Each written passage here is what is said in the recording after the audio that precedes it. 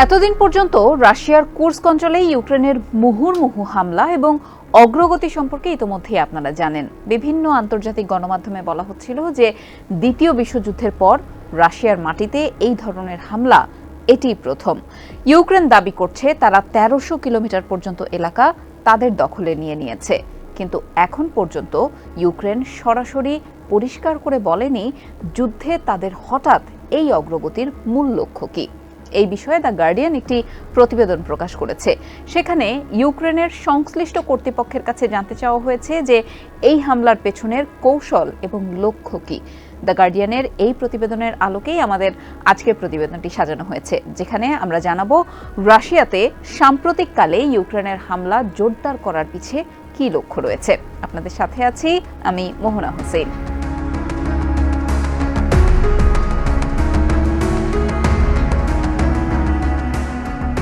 Kursk অঞ্চলে ৪ সপ্তাহ ধরে অভিযান চালিয়েছে ইউক্রেনীয় বাহিনী, দখল করে নিয়েছে বড় একটি অংশ। এই অভিযান মস্কোকে এক অপ্রত্যাশিত চ্যালেঞ্জের মুখে ফেলে দিয়েছে। দ্য গার্ডিয়ানের প্রতিবেদনটি বলছে, ইউক্রেনের দখল করা অঞ্চলগুলোয় বিভিন্ন প্রশাসনিক ভবন থেকে রুশ পতাকা নামিয়ে নেওয়া হচ্ছে। রাস্তায় ইউক্রেনের সেনাদের টহলের সময় রুশ নাগরিকদের নিরাপদে আশ্রয় নিতে দেখা যাচ্ছে। ইউক্রেনের এই অভিযান নিয়ে গোপনে পরিকল্পনা করেছিলেন দেশটির প্রেসিডেন্ট ভলোদিমির জেলেনস্কি। তাতে খুব কম মানুষকে যুক্ত করেছিলেন তিনি। এক সাক্ষাৎকারে জেলেনস্কির উপদেষ্টা মিখাইলো পোদোলিয়াক বলেছিলেন, এই যুদ্ধে এখন পর্যন্ত অভিজ্ঞতায় দেখা গেছে কোনো অভিযান সম্পর্কে যত কম মানুষ জানবে সেটি তত বেশি সফল হবে। এই অভিযান সম্পর্কে মানুষ খুব কম জানতেন।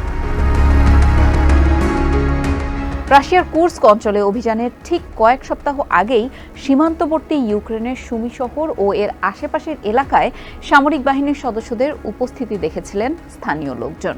ওই সেনা সদস্যরাও অভিযান সম্পর্কে আগে থেকে জানতেন না। অভিযানে অংশ নেওয়া এক সেনা সদস্য বলেন, তিনি ভেবেছিলেন যে রাশিয়ার সম্ভাব্য কোনো একটা হামলা ঠেকাতেই হয়তো তাদেরকে সুমিতে আনা হয়েছে।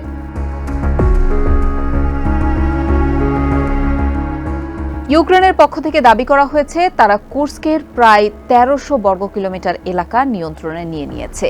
এই এলাকার বেশিরভাগই গ্রাম, তবে সেখানে সুদঝা শহরও রয়েছে। ইউক্রেনের অভিযান শুরুর আগে এই শহরে ৫,০০০ মানুষের বসবাস ছিল। অনেকেই চলে গেছেন, আর যারা রয়ে গেছেন তাদের আর বের হওয়ার কোনো সুযোগ নেই। বিদ্যুৎ এবং মুঠোফোনের সংযোগও বিচ্ছিন্ন। সুদঝা শহর এখন পুরোপুরি ইউক্রেনীয় বাহিনীর নিয়ন্ত্রণে রয়েছে। সেখানে বিভিন্ন ভবন, দোকান এবং রুশ পতাকা, পোস্টার, পুতিনের ছবিযুক্ত টি-শার্ট জব্দ করেছে ইউক্রেনের সেনারা। তাদের একজন হাসতে হাসতেই বলেন যে এখানের বাসিন্দাদের তারা বলেছেন তারা কুর্স্ক অঞ্চল দখল করে নিয়েছেন এবং তারা মস্কোর দিকেই এগোচ্ছেন এবং যত দ্রুত সম্ভব তাদের ইউক্রেনীয় ভাষা শেখার সময় এসে গেছে।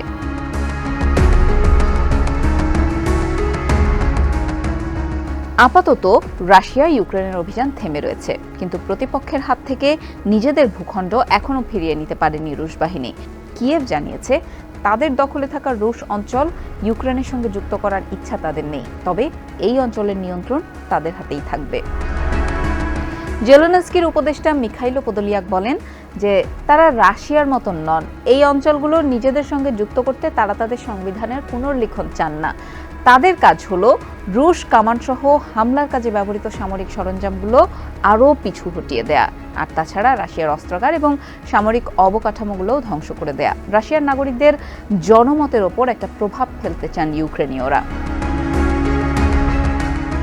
কিয়েভের অনেকেই এটা মনে করেন যে ইউক্রেন যুদ্ধ নিয়ে আলোচনায় যাওয়ার জন্য মস্কোকে চাপ দেওয়া এই অভিযানের আরেকটি লক্ষ্য।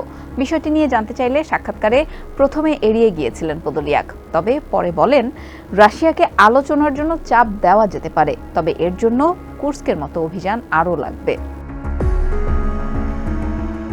ইউক্রেনের আরেকটি লক্ষ্য হতে পারে রুশ সেনাদের বন্দী করা, তারপর তাদের বিনিময়ে রাশিয়ার কারাগারে বন্দী থাকা হাজারো ইউক্রেনীয় সেনাদের মুক্ত করা। কিয়েভের দাবি, কুর্স্ক অঞ্চল থেকে তারা প্রায় ৬০০ রুশ সেনাকে বন্দী করেছে। সপ্তাহখানেক আগেই ইউক্রেন ও রাশিয়ার মধ্যে ১১৫ জন বন্দী বিনিময় হয়েছে।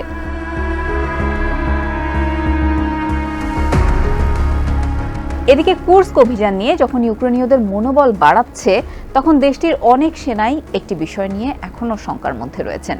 সেটি হলো ইউক্রেনের পূর্বাঞ্চলে রাশিয়ার অগ্রগতি থামানো যাচ্ছে না। তারা ধীরে ধীরে ইউক্রেনের পোক্রোভস্ক শহরের দিকে এগিয়ে যাচ্ছে। যদি এই অগ্রগতি চলতেই থাকে তখন কুর্স্ক অভিযানে ইউক্রেনের সফলতা নিয়ে প্রশ্ন বাড়তে পারে। ইউক্রেনের এক সেনা সদস্য বলেন, আপাতত এই অভিযান যুদ্ধক্ষেত্রে ইউক্রেনীয়দের সফলতার একটি প্রতীক। এই অভিযানের মাধ্যমে সীমান্তে মুক্ত অঞ্চল যেন তারা তৈরি করতে পারেন, ফলে তাদের ওপর হামলা কমে যাবে, অন্তত রুশ সেনাদের আটক করে বন্দি বিনিময় করা সম্ভব হবে। এতে দেশের মানুষ খুশি থাকার মতো কোনো একটা উপলক্ষ পাবে।